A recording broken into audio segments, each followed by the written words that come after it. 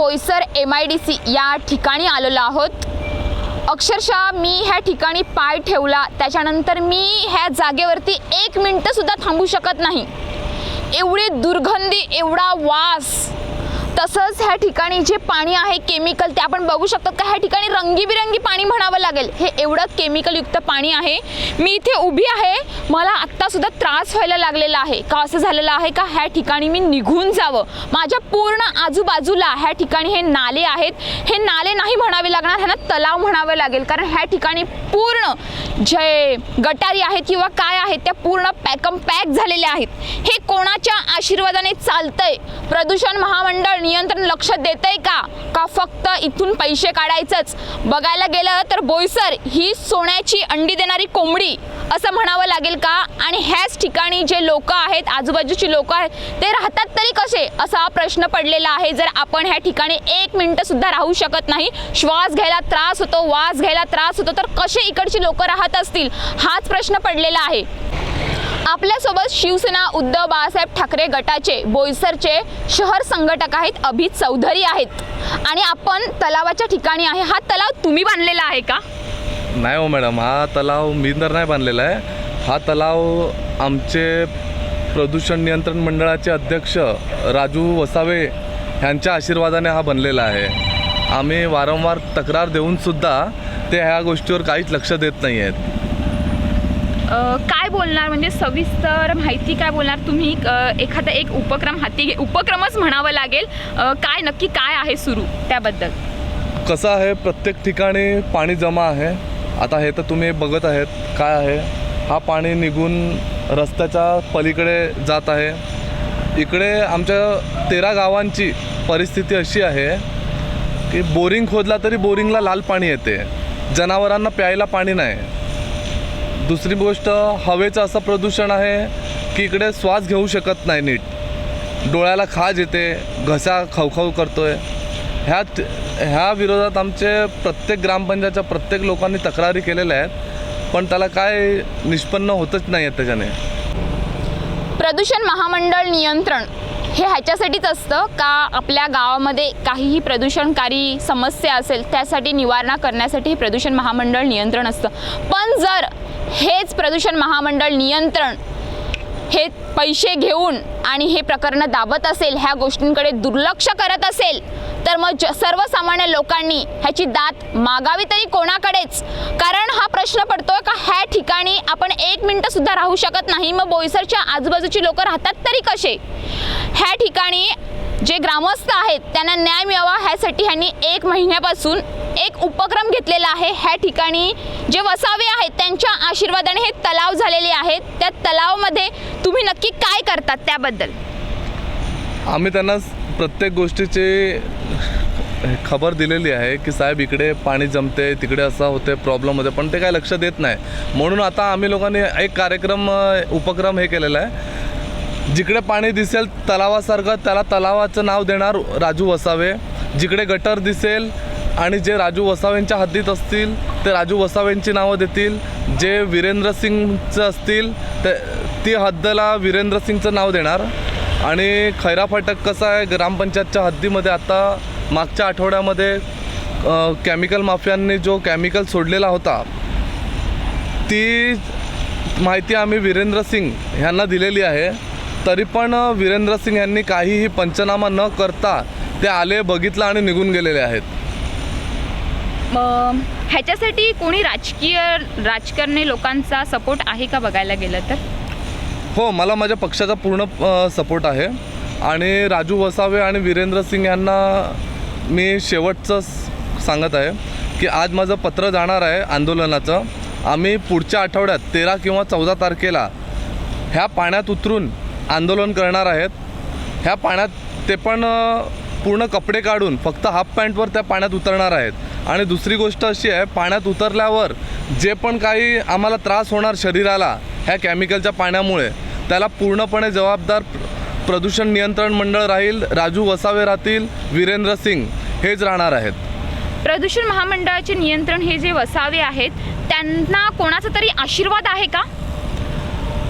आमच्या माहितीनुसार ते तर असं बोलतात की कोणाला काय करायचं ते करू द्या, माझे बाप वरती बसलेले आहेत हा त्यांचा शब्द असतो आणि आपण त्यांना कधीही कॉल केला तर आपला फोन लगेच रिजेक्ट लिस्टमध्ये टाकणार, ब्लॉक लिस्टला टाकणार, नंतर उडवाउडवीची उत्तरं देणार, नीट बोलणार नाही. आणि आपण जर त्यांच्याशी जास्त बोलायला गेले तर ते फक्त हे धमकी देतात की आम्ही ॲट्रॉसिटी लावून तुमच्यावर गुन्हा दाखल करू, सरकारी कामात अडथळा आणत आहे म्हणून ह्या भीतीने काही सामान्य नागरिक तिकडे जायला पण त्यांच्या कार्यालयात घाबरतात.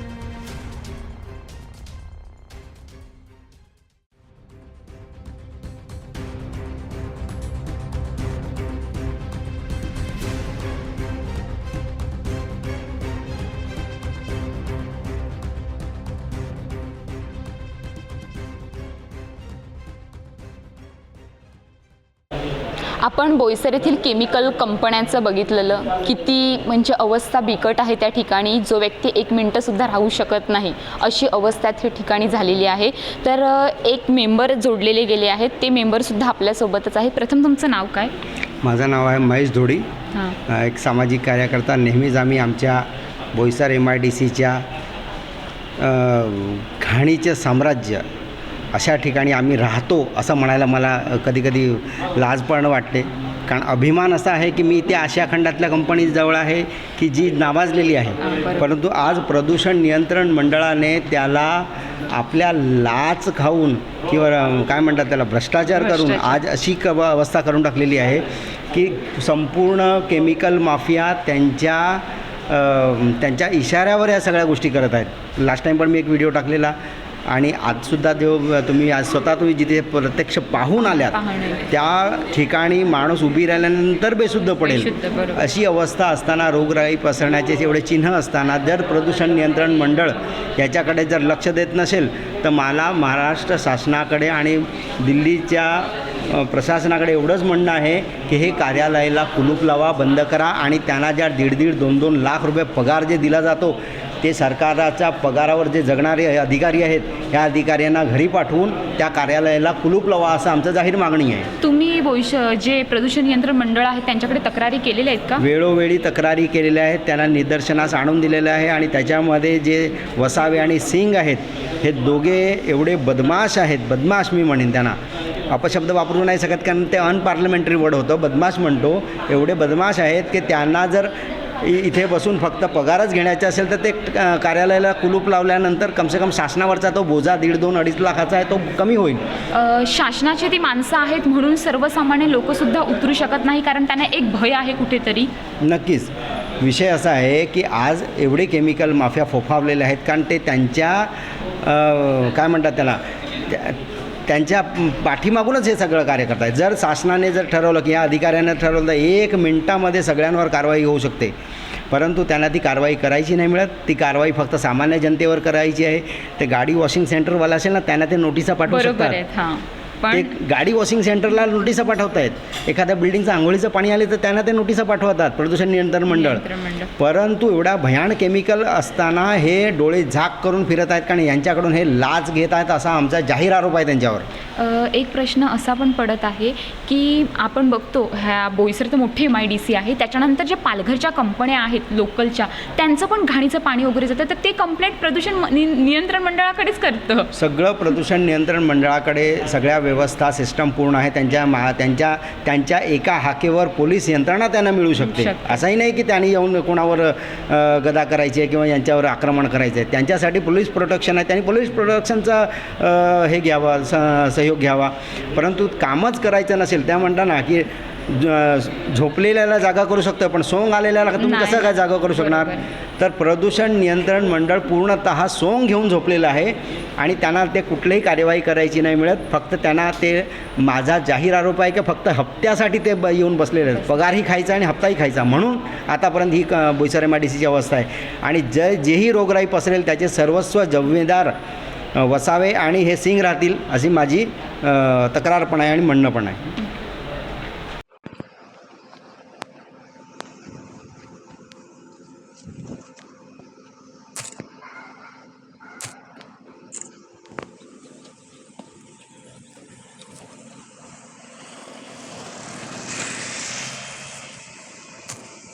बोईसर MIDCमध्ये विविध प्रकारच्या कंपन्या आहेत आणि आपण कंपन्यांच्या बाजूलाच आहोत. बघू शकतात की ह्या गटारी आहेत. ह्या गटारी ह्यांना म्हणावं लागेल का कचऱ्याचं साम्राज्य आहे. तुम्ही बघू शकता तर किती मोठा कचरा आहे आणि हे ज्या गटारी आहेत त्या पूर्ण ह्या बंदच झालेल्या आहेत, कारण इथे आपण बघा असे लेअर लागलेले आहेत. ह्या ठिकाणी गाडी घेऊन तर सोडा, चालणं सुद्धा मुश्किल होणार आहे. हे सर्वसामान्य लोक जगतात तरी कसा, असा प्रश्न पडत आहे. आपण बघतोय का जेव्हा कंपन्यामध्ये एखादी समस्या होते किंवा काही होतं त्याच्यासाठी निवारण करण्यासाठी आपण हे प्रदूषण महामंडळ नियंत्रणाकडे जात असतो, पण बोईसरमधलेच एवढे मोठे प्रदूषण महामंडळ नियंत्रच जर असं बेजबाबदारी वागत असेल तर मग ह्या तुटपुंज कंपन्या आहेत, कंपनीचे जे त्रास देत असतात ते लोक ग्रामस्थ न्याय मागण्यासाठी जाणार तरी कुठे? कारण ह्या ठिकाणी तर भलं मोठं साम्राज्य बघायला मिळतंय. बोईसरमध्ये MIDCमध्ये पाय टाकताच त्रास व्हायला सुरुवात झालेली आहे आणि म्हणजे कलरफुल म्हणावं लागेल एवढं घाण आणि केमिकलचं पाणी आहे. उग्र वास येतो ह्या ठिकाणी. ह्याच्यावर उपाययोजना करणे गरजेचे आहे आणि जे कोणी आहेत ह्या पदावरती त्यांनी लक्ष देणे गरजेचे आहे, नाहीतर यांच्यावर योग्य ती कारवाई करणे गरजेचे आहे. कॅमेरामॅन अपू बुकलेसह श्वेता अरज, न्यूज पोलीस रिपोर्टर, बोईसर.